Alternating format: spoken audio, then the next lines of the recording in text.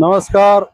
मी आनंदराव देशमुख, भाजपा सरचिटणीस व तसेच आमचे सहकारी सन्माननीय बाळासाहेब मेटकरी, भाजपा किसान मोर्चा अध्यक्ष, आणि आम्ही आज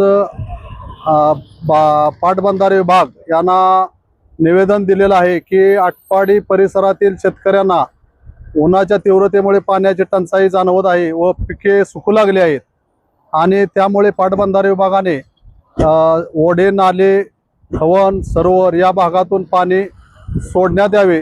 कारण शेतकऱ्यांची जनावरांचा पाण्याचा प्रश्न निर्माण झालेला आहे. पिके सुकू लागली आहेत आणि शेतकरी अडचणी संकटात सापडायला लागला आहे. कारण हे पाणी जे दिसते आता ओढ्याने सुटलंय ते आटपाडी शहराला मिळत नसून ते सांगोल तालुक्यात चाललेलं आहे. तरी पाटबंधारे विभागाने व आटपाडीतील शेतकऱ्यांच्या नुकसानीचा लक्षात घेऊन तात्काळ पाणी सोडण्यात यावे ही मी तुम्हा पत्रकारांच्या माध्यमातून विनंती करत आहे. धन्यवाद. नमस्कार.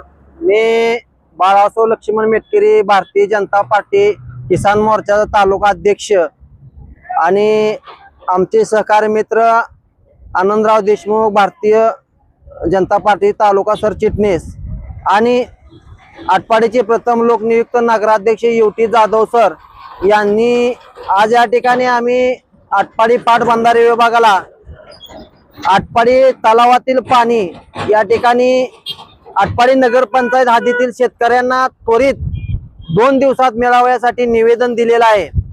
आज आटपाडी नगरपंचायत हद्दीतील शेतकऱ्यांना शेतीच्या पाण्याचा प्रश्न अत्यंत गंभीर झालेला आहे.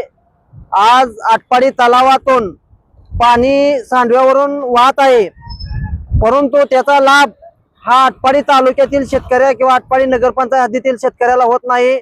अशी अवस्था आहे. शेतकऱ्यांची पिके वाळून गेलेली आहेत. अत्यंत मोठं संकट त्या ठिकाणी आटपाडीत निर्माण झालेलं आहे. पाणी त्वरित या ठिकाणी शेतकऱ्याला मिळावं यासाठी आम्ही या ठिकाणी आटपाडी पाटबंधारे विभागाला निवेदन दिलेलं आहे. आज आटपाडी नगरपंचायत हद्दीतील शेतकऱ्यांची अवस्था अत्यंत वाईट झालेली आहे. कोरड गागर उशाला आणि कोरड घशाला अशी अवस्था आहे. अत्यंत बिकट अवस्था आहे. वैरणीचा प्रश्न, शेतकऱ्याच्या शेतीचा पाण्याचा प्रश्न, पिकं करपून गेली आहेत, परंतु पाणी शेतकऱ्यांना त्याचा लाभ मिळत नाही. तरी आटपाडी पाटबंधाऱ्याने येत्या 2 दिवसात आटपाडी नगर हा पंचायत हद्दीतील सर्व ओढे, नाले या ठिकाणी तलावात छोटे पाटबंधारे या ठिकाणी पाणी सोडावं अशी आमची मागणी आहे. आम्ही या ठिकाणी निवेदन दिले आहे. अन्यथा या 2 दिवसात जर पाणी नाही सोडलं तर आम्ही आटपाडी पाटबंधारेच्या समोर त्या ठिकाणी